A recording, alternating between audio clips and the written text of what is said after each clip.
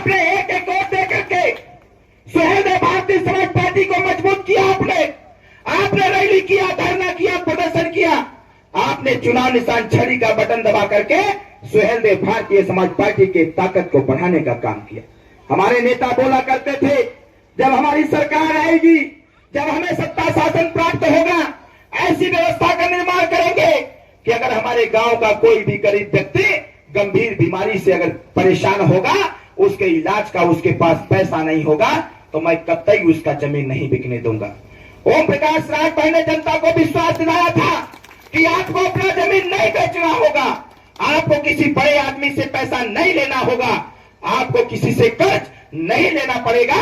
ओम प्रकाश राजभर जी ने कहा था, सत्ता शासन में आने दीजिए, किसी भी गरीब के इलाज के लिए चाहे जितना पैसा लगेगा उतना पैसा ओम प्रकाश राजभर दे करके उस गरीब का इलाज कराने का बंदोबस्त करेगा। और साथियों, आपके पास मोबाइल है, इंटरनेट पे सर्च कर लीजिएगा, उत्तर प्रदेश की सरकार में अगर सबसे ज्यादा गरीबों का इलाज किसी व्यक्ति ने करा रखा है तो उसका नाम ओम प्रकाश राजभर। 18 करोड़ रुपया से ज्यादा रुपया दे करके उत्तर प्रदेश में गरीबों का इलाज कराया।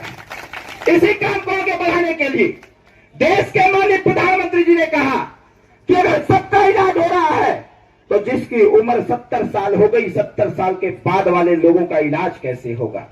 मोदी जी ने योजना बनाया कि हम गांव-गांव में ऐसे लोगों को चिन्हांकन करेंगे, ऐसे लोगों को खोजेंगे, उनका फार्म भरवाएंगे, उनका आयुष्मान कार्ड बनेगा और उस आयुष्मान कार्ड से पूरे उत्तर प्रदेश का कोई भी अस्पताल होगा, उस अस्पताल में उस गरीब का इलाज निःशुल्क होने का काम होगा। साथियों, वो भी 5 लाख रुपए तक का।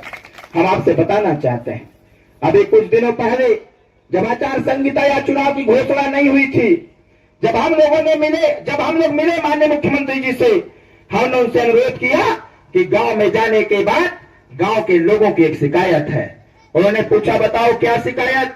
हमने कहा कि महोदय, शिकायत यही है कि जिनका आयुष्मान कार्ड बनना है, सरकार के अधिकारियों ने योजना बना दिया है कि जिसके परिवार में 6 सदस्य होंगे, आयुष्मान कार्ड सिर्फ उसी का बनेगा। हमने कहा, सर कहीं न कहीं इस व्यवस्था में बदलाव करने की आवश्यकता है। भारत सरकार की योजना है, परिवार नियोजन कल्याण विभाग के द्वारा एक योजना चलाया जाता है। आपके स्वास्थ्य केंद्र के दीवारों पर लिखा गया है, छोटा परिवार सुखी परिवार, हम दो हमारे दो। मैंने कहा कि भारत सरकार की जब योजना है तो फिर 6 व्यक्तियों पर आयुष्मान क्यों बनता है। इसलिए सबसे बड़ी बात यह कहना चाहता हूं साथियों, जिसका भी नाम आधार कार्ड में दर्ज हो गया, जो भी व्यक्ति धरती पर आ गया, हर व्यक्ति का आयुष्मान कार्ड बनना चाहिए ताकि हर व्यक्ति अपना इलाज करा सके और निःशुल्क तौर पर करा सके। उन्होंने कहा, चुनाव जीतने दो, ये 6 का जो बैरियर है इसको तोड़ा जाएगा और हर व्यक्ति का आयुष्मान कार्ड बना करके स्वास्थ्य विभाग के द्वारा हर गरीब को दवाई की व्यवस्था की जाएगी। साथियों, इस प्रकार का विश्वास नरेंद्र मोदी जी देने का कार्य किए। इसके साथ साथ जिसके पास आयुष्मान कार्ड होता था, उत्तर प्रदेश के जो प्राइवेट अस्पताल थे वो बदमाशी करते थे, वो गरीबों का इलाज नहीं करते थे। जब इसकी सूचना भी हम लोगों को मिली तो मुझे अच्छी प्रकार से याद है, 10 अक्टूबर 2023 को माननीय मुख्यमंत्री जी ने आदेश जारी किया, जिसके पास आयुष्मान कार्ड होगा, अगर उत्तर प्रदेश का कोई भी अस्पताल उस गरीब का इलाज करने से कतराता है, उसके इलाज का पैसा मांगता है, तो उसके खिलाफ दंडात्मक कार्रवाई करते हुए उसके हॉस्पिटल को सील करने की व्यवस्था उत्तर प्रदेश सरकार के मुख्यमंत्री माननीय योगी जी ने बनाने का कार्य किया। कहीं न कहीं साथियों, मैंने पहले ही बताया कि सत्ता में तो परिवर्तन बहुत होते थे, लेकिन व्यवस्था में परिवर्तन नहीं होता था। ये भारतीय जनता पार्टी एनडीए परिवार की जो सरकार है, इस सरकार ने सत्ता के साथ साथ व्यवस्था में परिवर्तन लाने का कार्य किया साथियों। इसलिए मैं आपसे ये बात कहने के लिए आया हुआ हूं। आपके बीच में छोटे छोटे बच्चे हैं, हम लोग बार बार अनुरोध कर रहे हैं आपसे, आप अपना श्रम कार्ड बनवाइए। श्रम कार्ड से आपको बहुत लाभ मिलेगा। श्रम कार्ड जब आपका होगा तो ये छोटे छोटे नौनिहाल बच्चे, जो भारत सरकार की योजना है, जैसा कि हम लोग पहले बोला करते थे, अगर हमारे आपके वोट के दम पर अमीर का बेटा अच्छी पढ़ाई कर सकता है, गरीब का बेटा जो पढ़ाई करता था, अमीर का बेटा जो पढ़ाई करता था, दोनों में कितना अंतर है। आप हम वोट देते हैं, सरकार बनती है, सरकार व्यवस्था बनाती रही है कि अमीर का बेटा बाकायदे सूट बूट और टाई पहनेगा, वो पीठ पर बैग ला करके कॉन्वेंट स्कूल में जाएगा, और वही गरीब का बेटा गांव के प्राइमरी विद्यालय में जाएगा। हमेशा हम लोग बोलते थे कि भारतीय संविधान के अनुसार, समानता के अधिकार के अनुसार इस देश में समान व्यवहार होना चाहिए। हमारी इन बातों को देश के प्रधानमंत्री जी ने स्वीकारता प्रदान किया, मुख्यमंत्री जी ने इसको स्वीकारा और कहा कि कोई योजना बनाई जाए जिससे गरीब का बच्चा भी क से कंप्यूटर पढ़ने का बंदोबस्त कर सके, इसको क से कंप्यूटर की शिक्षा दी जा सके। आज के पहले जब अमीर का बेटा पढ़ने जाता था तो उसको अलग पढ़ाई होती थी, गरीब का बेटा पढ़ने जाता था तो उसको अलग पढ़ाई होती थी। लेकिन भारत सरकार, उत्तर प्रदेश सरकार ने मिलकर के अटल आवासीय विद्यालय का निर्माण कराया और गरीबों से कहा कि अब मजदूर का बेटा, गरीब का बेटा, रिक्शा चलाने का बेटा, मनरेगा में काम करने वाले का बेटा अब लैपटॉप चलाएगा, कंप्यूटर से पढ़ाई करेगा और हॉस्टल में रह करके अमीर बच्चों की तरफ पढ़ने का कार्य करेगा। साथियों, ये अगर संभव हुआ तो भारतीय जनता पार्टी की सरकार में संभव हुआ। इसलिए मैं आपसे अनुरोध करने के लिए आया हुआ। मेरे मित्रों, अंतिम बात कहते हुए आपसे विदा लेंगे। आने वाले 1 जून को हम सबको जिम्मेदारी के तौर पर देना है। आने वाले 1 जून को हमको, आपको, हम सबको एक निर्णय देने की आवश्यकता है और निर्णय देकर के देश में तीसरी बार नरेंद्र मोदी जी को फिर से प्रधानमंत्री बनाने की आवश्यकता है। जो काम अधूरा छूटा हुआ है उसको पूरा करने का संकल्प हम लोगों का है। जो भी काम छोटे बड़े नहीं हो पाए हैं उसको पूरा करने का काम हम लोग करेंगे। साथियों, इस घोषी लोकसभा से मैं आपसे आग्रह करना चाहता हूं, आने वाले 1 तारीख को कितने लोग वोट देना चाहते हैं? जरा हाथ उठाइए। तो वोट कितने लोग देना चाहते हैं? जरा हाथ उठाइए, दोनों हाथ उठाइए, अपना हाथ नीचे करिए। ये बताइए कि आने वाले 1 तारीख को चुनाव निशान क्या है हमारा? जोर से बोलिए। कितने लोगों को पता है कि चुनाव निशान छड़ी है? फिर से हाथ उठाइए। तो सबको पता है छड़ी? जोर से बोला। हम आवत रहने हैं तो कुछ लोग कहना है कि मोतिरा के लोग छड़ी को भूल गए हैं। हमने कहा ऐसा हो ही नहीं सकता। लोगों ने कहा ऐसा ही है, यही से हम परीक्षा में थे, लाके देखी के पता है। लेकिन एक बात का जानकारी आपके जरूर दे। ये बताओ कितना लोगन के पता हो कि आपके लड़का का चुनाव निशान छड़ी है? जरा हाथ उठा के बताओ। सबके पता हो ना? हाथ नीचे करो। जाना था अपने बगलिया में बता दी हो, जे भारतीय जनता पार्टी के मतदाता हो उनके दिमाग में अभी कमल का फूल चला था। उनके बता दी हो कि कहीं ऐसा ना हो जाए कि दुविधा में दोनों गई माया मिली राम। अगर नाखून पर स्याही लग गया और बूथ पर चला गया, ईवीएम मशीन में कमल का फूल नहीं मिला तो फिर वोट पड़ने वाला नहीं है। इसलिए पहले ही से सचेत रहने की आवश्यकता है। आपके घोषी लोकसभा में किसी भी बूथ पर, किसी भी मशीन में कमल का फूल नहीं रहेगा।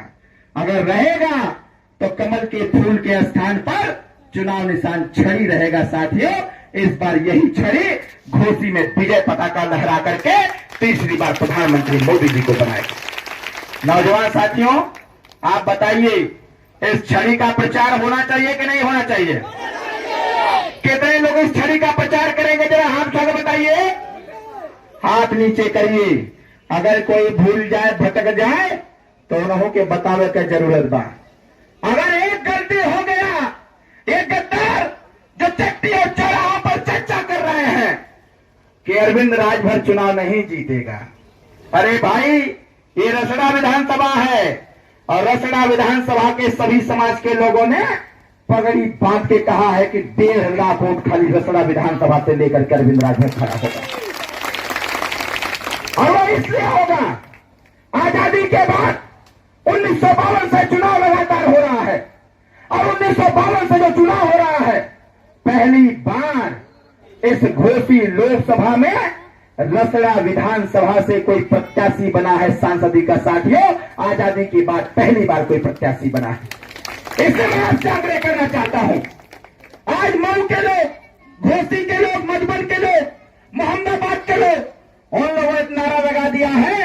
कि अरविंद राजभर तुम संघर्ष करो, हम तुम्हारे साथ हैं। ऐ रसड़ा के लोगों, आप बताइए, मेरी इच्छा है, ये रसड़ा मेरा घर है, बगल में मीरनगंज में कार्यालय है, 24 घंटा रहते हैं हम लोग, सारी समस्याओं का समाधान करते हैं। सारे समस्याओं का समाधान अगर हम लोग करते हैं तो मेरी एक समस्या का समाधान अब आपको करने की आवश्यकता है। आप बताइए, अगर हम लोग आपकी समस्याओं का समाधान करते हैं तो बताइए हमारी समस्या का समाधान करेंगे कि नहीं करेंगे? कितने लोग हमारी समस्या का समाधान करेंगे? जरा हाथ उठाइए। आप सब लोगों को डीएम साहब को फोन करना होगा। आप सब लोगों को डीएम साहब को फोन करना होगा और ये बताना होगा कि रसड़ा विधानसभा से हमारा प्रत्याशी है और इस बार अपना ईवीएम सही करके रखना, अपना मशीन सही करके रखना। हो सकता है बूथ दर बूथ इतना छड़ी का बटन दबा देंगे लोग कि छड़ी वाला बटन अंदर घुस जाएगा, तो वहां पर दूसरा मशीन हमेशा तैयार रखना, क्योंकि इस बार का जो मतदान होगा वो बम्पर मतदान होगा और ऐसा मतदान होगा कि ऐसा मतदान आने वाले समयों में कभी नहीं हो पाएगा साथियों। इसलिए मैं आपसे आग्रह करना चाहता हूं, आने वाले 1 तारीख को कितने लोग छड़ी का बटन दबाएंगे? जरा हाथ उठाइए तो, दोनों हाथ उठावा, जैसे टाइट उठावा। छड़ी का बटन कितने लोग दबाएंगे? सारे लोग चुनाव निशान छड़ी का बटन दबाएंगे। तो एक बात कहते हुए हमारी आवाज, अब अपनी आवाज को बंद करेंगे, हम अपनी बात भी समाप्त करेंगे। ये बताओ, हमारा चुनाव निशान कहाँ है? इतना धीरे से बोलबा तो कैसे काम पड़ी? हमारा चुनाव निशान कहाँ बा? इधर के लोग ना बोलत हुआ, हमके लगत है थके गल हुआ, बैठले बैठले। हमारा चुनाव निशान कहाँ बा? मोदी जी का चुनाव निशान कहाँ बा? योगी जी का चुनाव निशान कहाँ बा? हाय निखिल तिवारी जी का चुनाव निशान कहाँ बा? जोर से बोलो। माता जी का चुनाव निशान, हाय बच्चा लोग का चुनाव निशान, और हमारे युवाओं का चुनाव निशान, बड़े बुजुर्गों का चुनाव निशान, सुरेंद्र सिंह का चुनाव निशान, हाय वकील राजभर जी का चुनाव निशान, गोविंद राजभर का चुनाव निशान, राजेश राजभर का चुनाव निशान।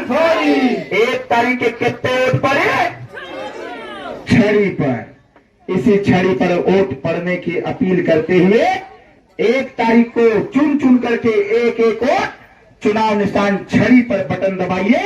और जब 4 तारीख को रिजल्ट आए, जब 4 तारीख को रिजल्ट आए, तो मेरी इच्छा है कि जब 4 तारीख को परिणाम आएगा तो मैं हर गरीब के चेहरे पर खुशहाली देखना चाहता हूं और हर गांव में डीजे बजना चाहिए। साथियों, ऐसी व्यवस्था करने की आवश्यकता है।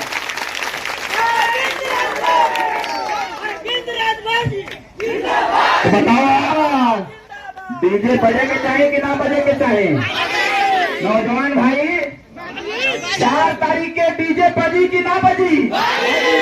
ऐसे गाना पहला बज रहा है ब्याहे वाला, डीजे बजी कि ना बजी?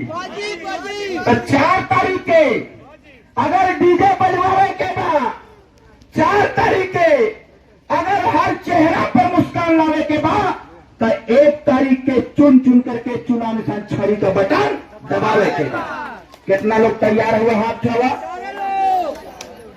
सारे लोग तैयार हुआ? बहुत बहुत धन्यवाद।